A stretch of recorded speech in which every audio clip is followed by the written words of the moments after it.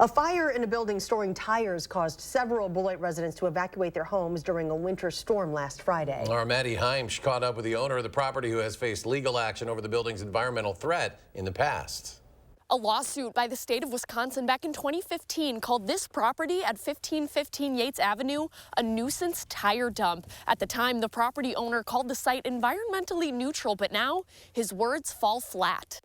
When the Department of Justice filed the lawsuit against property owner Dan Langone and the late owner of Star Used Tire Disposal, it alleged the company was operating without a license from the Department of Natural Resources and storing an unsafe number of tires on the property, violating solid waste statutes. At the time, Langone said the tires were, quote, impervious to fire. Now, however, he claims he's been proactive in trying to remove the waste.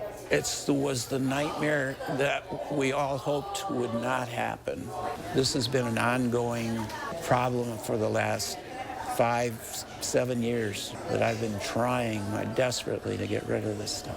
I spoke with Abby Novinska-Loyce, Executive Director of Healthy Climate Wisconsin, who said more needed to be done to protect Beloit residents. In this case, we could have prevented it. We could have removed those tires, taken actions that could have really preserved the health of the community. According to screenings by the Environmental Protection Agency, Beloit's population is in the 90 to 95th percentile for low income and the 90th percentile for asthma, making it a vulnerable community to face pollution threats like the fire. Most people see a fire and they think putting out the last flame is the end, but that is not the end of the health and safety concerns of a tire fire, because tires contain hazardous substances that can get into air, soil, and the water supply. The cause of the fire is still under investigation. In Beloit, I'm Maddie Heimsch, News 3 Now.